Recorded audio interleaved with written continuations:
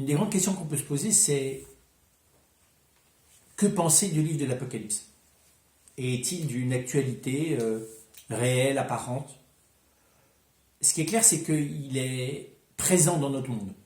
C'est très frappant de voir, quand on connaît un peu le monde des mangas japonais, de voir que l'Apocalypse de Saint Jean réapparaît en filigrane de beaucoup de choses. On voit bien que lorsque Tolkien a écrit Le Seigneur des Anneaux, c'est évident, lui qui était un catholique pratiquant, que ce livre est en arrière-fond de son travail.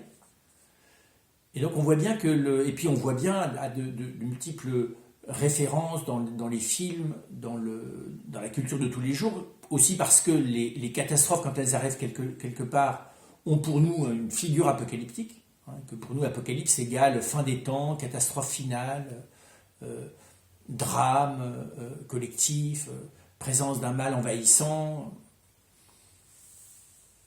Mais est-ce que ça correspond à ce livre? Quand on ouvre ce livre, on voit bien que, oui, on retrouve des images, et on peut aller chercher dans l'Apocalypse des images qu'on va faire concorder avec ce qu'on voit aujourd'hui.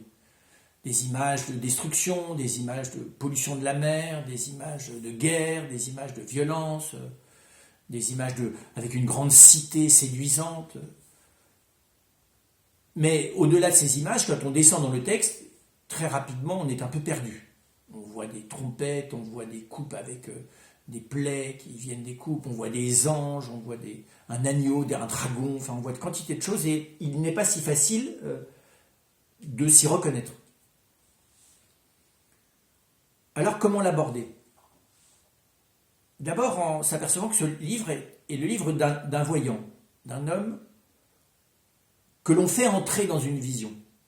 Un homme qui va assister, c'est difficile de savoir combien de temps ça a duré, mais à des visions à la fois intérieures mais extérieures qui l'envahissent, on dirait des visions immersives aujourd'hui, qui portent, dit la voix qui l'invite à entrer dans ces visions, sur ce qui va advenir. Et c'est pour ça que l'Apocalypse d'ailleurs nous fascine, c'est que le texte promet de nous raconter ce qui va advenir, sauf qu'on ne voit pas des événements que l'on pourrait repérer. Les gens qui ont lu ce texte ont cherché à y trouver des événements qui étaient de l'époque de ce voyant, donc de l'époque de l'Empire romain, au moment de l'an 1000. On a lu aussi ce texte pour essayer de le faire coïncider avec certains événements catastrophiques. Aujourd'hui, on pourrait faire exactement la même chose, mais il ne s'agit pas de décrire matériellement des événements, il s'agit d'entrer dans une vision des choses. Cet homme, il est d'abord dépassé. Alors en ça, c'est intéressant. Il est dépassé par la grandeur, l'ampleur de ce qu'il voit, l'ampleur de ce à quoi il assiste et auquel il participe pour une part. Et en ça, ça a déjà un écho. Hein. Nous sommes dans un monde où nous avons conscience d'être dépassés parce que les événements ont une taille qui est plus grande que celle simplement d'un individu, d'une famille, d'une région, d'un pays. Tout un nombre d'événements, depuis la Première et la Deuxième Guerre mondiale, ont une ampleur planétaire. Et là, clairement, la vision de l'Apocalypse propose une ampleur qui regarde toute l'histoire de l'homme, du début jusqu'à la fin, et toutes les dimensions de l'histoire de l'homme. Et donc, ce sont des visions qui ne sont pas des visions qui concernent simplement la vie personnelle de cet homme, mais le futur de la destinée de l'humanité.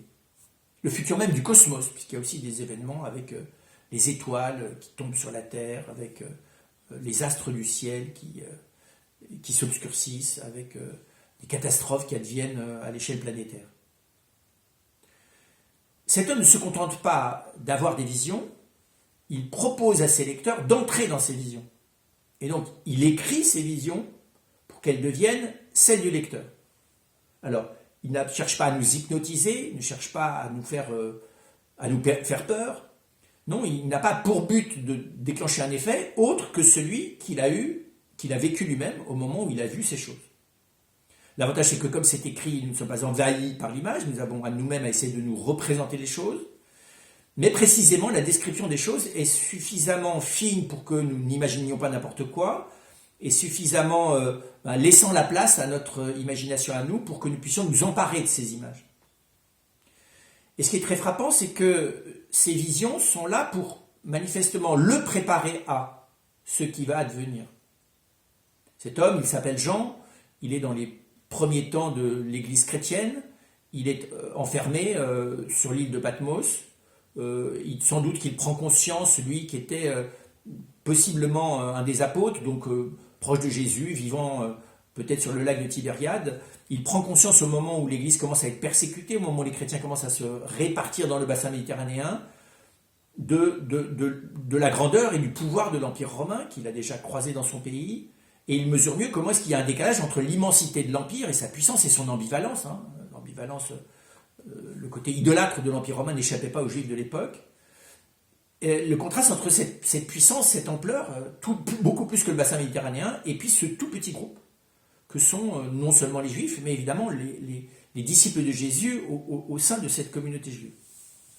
Et donc on peut dire que dans ce moment d'effroi, où il mesure la toute fragilité de cette communauté commençante, devant cette immensité de la puissance de l'Empire, il est accompagné pour pouvoir se préparer à cet affrontement avec cette grandeur, et puis beaucoup plus loin, voir ce qu'il en est finalement, ultimement, de cette confrontation entre cette petite communauté, communauté de l'agneau. Ce n'est pas par hasard si Tolkien parlera de la communauté de l'anneau, qui se rassemble pour affronter ce grand combat. Qu'est-ce qu'il en adviendra ultimement, non seulement de cette communauté, mais de l'ensemble des hommes, mais des empires, mais de la puissance, mais de ceux qui dominent à l'échelle du monde. Et donc, il ne se contente pas d'attendre ou d'anticiper, il est aussi forgé dans l'espérance, c'est-à-dire qu'il est soutenu, ces visions sont là pour le soutenir déjà dans les épreuves qu'il vit, et s'il les donne à lire, c'est pour pouvoir soutenir ceux qui sont dans l'épreuve. Ceux qui sont dans l'épreuve, et surtout quand l'épreuve les met, ou nous met face à quelque chose qui a une ampleur qui dépasse nos moyens personnels, individuels d'y faire face. Cette attente dans le cœur de cet homme est nourrie par un déroulé symbolique, une mise en scène symbolique, de tout un nombre de choses. D'abord, de la profondeur, de la joie et de la lumière de ce qui se vit dans le mystère de Dieu. Et le mystère de Dieu n'est pas montré comme quelque chose de lointain, mais comme quelque chose qui est tout proche, qui est presque à portée de main de la créature. Pas simplement la grandeur du mystère de Dieu, mais aussi l'ampleur de la destinée humaine. La manière dont la destinée humaine n'est pas faite pour vivre simplement au ras du sol.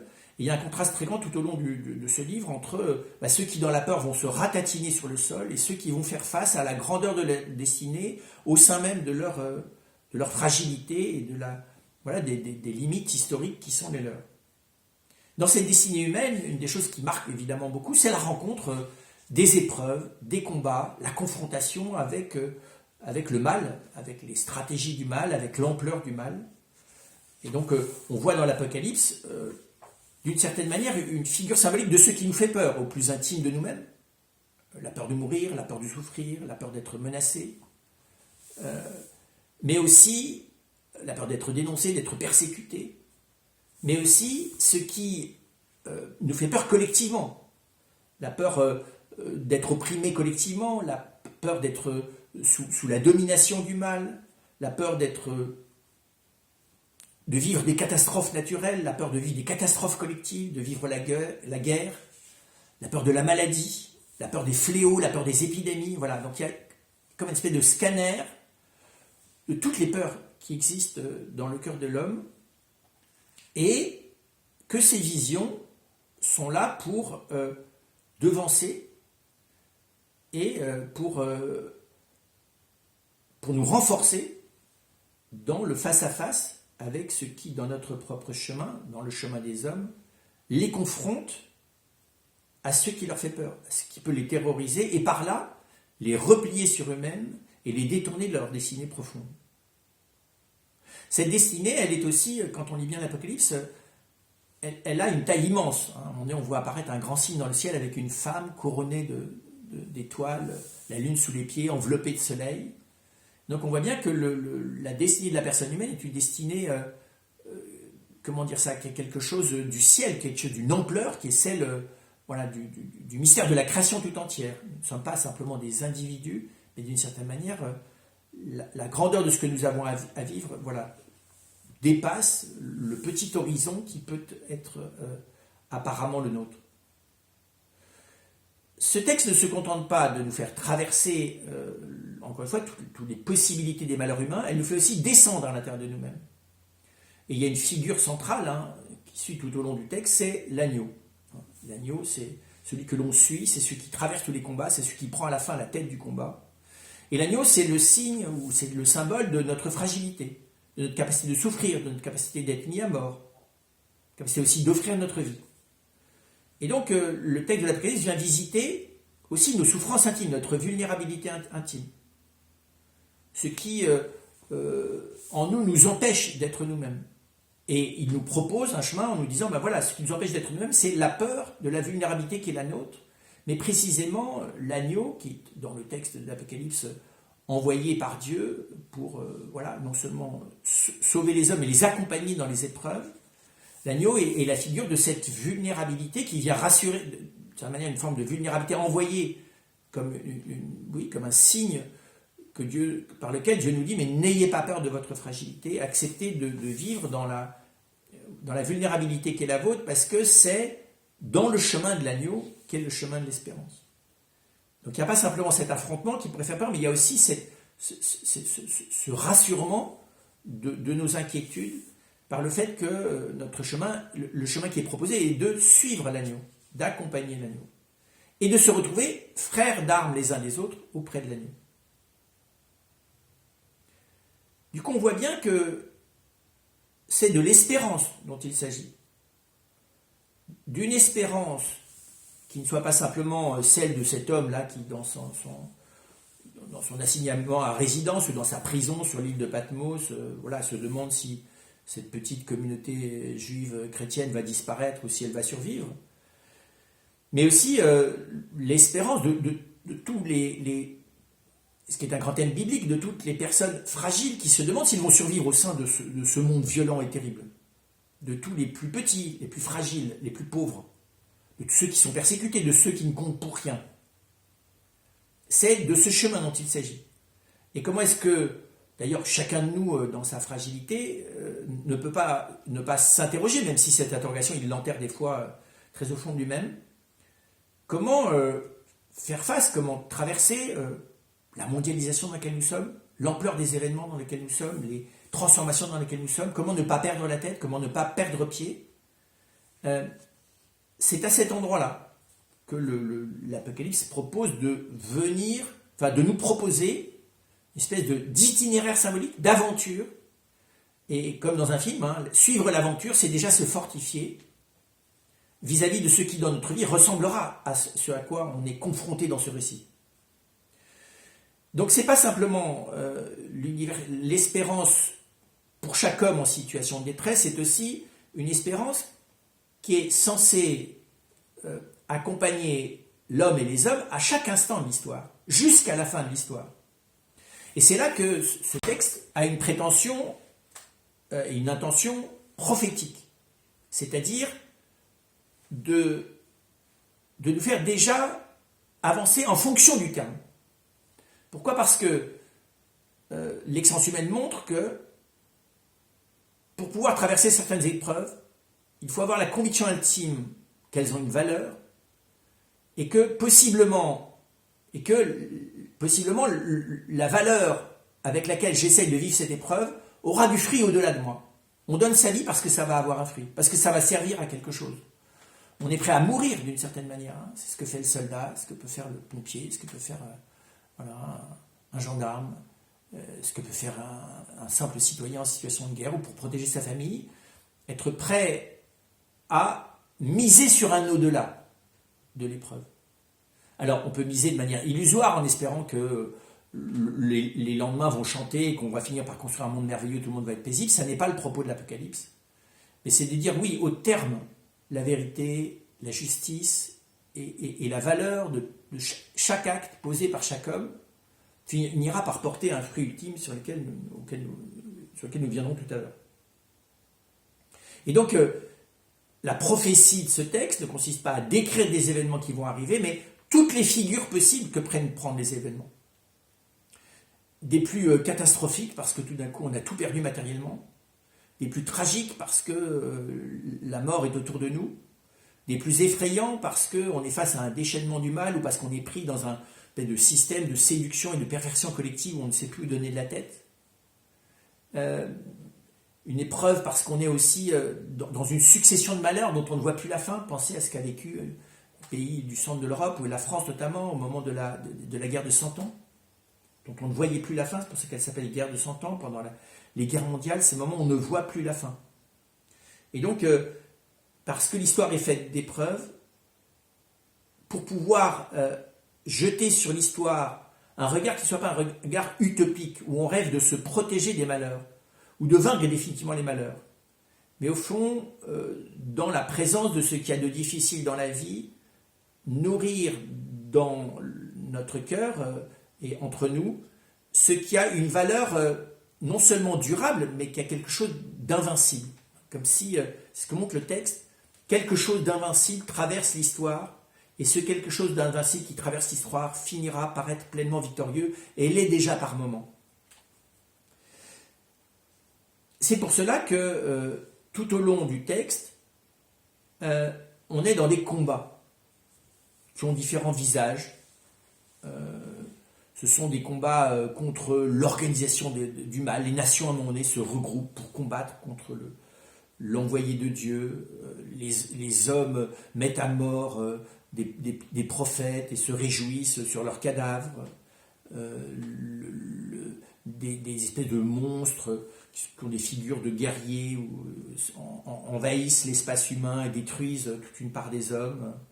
Mais aussi ces combats qui sont l'affrontement avec ce qu'on appelle les malheurs, auxquels, là encore, une fois, d'une manière ou d'une autre, tout au long de l'histoire, des peuples pensons à Haïti, tous les malheurs qui sont tombés sur cette île en l'espace de quelques années, pensons à certains peuples qui n'ont cessé de traverser pendant des siècles et des siècles la persécution, l'occupation, l'oppression, et qui, pensons bien sûr au peuple juif, mais on pourrait penser différemment à la Pologne, à la Corée, qui sont ces pays qui souvent ont été envahis par leurs voisins et qui ont régulièrement, pendant des millénaires, vu déferler l'invasion, des fois accompagnée de la famine, de la maladie ou de la perte accidentelle de ses biens matériels ou de la santé dans laquelle que l'on avait.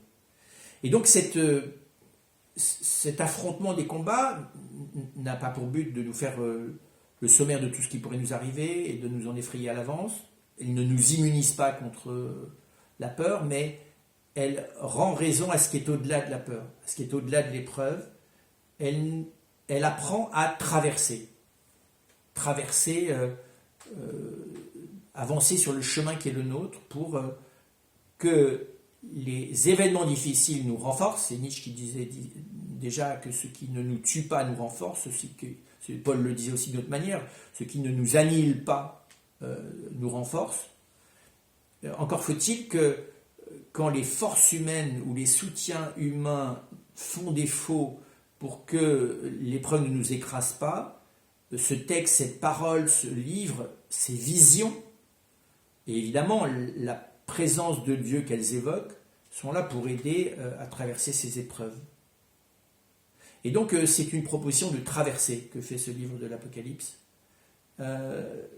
pour devenir acteur de notre existence comme une traversée du siècle, de l'époque où nous sommes, les uns reliés solidairement aux autres, et en ne se laissant pas déstabiliser par ceux qui, évidemment, perdent la tête, prennent la couleur de la mode d'une époque, finalement vivent soumis aux modes du temps, aux idées du temps, et qui perdent leur identité. C'est précisément d'arriver au sein de ces tempêtes à garder ce qui fait le plus profond de soi et à le partager avec d'autres pour avancer vers ce qui s'avère au terme un monde nouveau. Il ne s'agit pas simplement d'un rétablissement. L'Apocalypse n'aboutit pas sur le rétablissement paisible d'un monde, mais sur l'avènement, d'une certaine manière, dans ce monde, d'un nouveau monde, d'une nouvelle manière de vivre. Donc il y a un renouvellement. Il n'y a pas à un moment donné une ultime victoire, comme une étape où après ça on s'installerait dans la paix, mais c'est l'aventure d'un renouvellement qui commence dans le cœur de ceux qui précisément entrent dans l'espérance dont parle ce livre, et qui va aboutir un jour à la réalisation de cette espérance, d'une manière non seulement qui soit personnelle, collective, qui regarde toute l'humanité, mais même qui englobe dans ce renouvellement le cosmos lui-même, puisque au terme, il y a cette vision de cette ville parfaite qui descend du ciel telle une fiancée, et qui représente une présence plénière de Dieu qui viennent non seulement consoler, apaiser les larmes, effacer la souffrance, mais combler de bonheur, de lumière, de paix et ultimement de joie ceux qui auront persévéré. Alors, ce moment dernier, il n'est pas dit à celui qui a la vision qu'il veut le vivre, mais qu'il doit déjà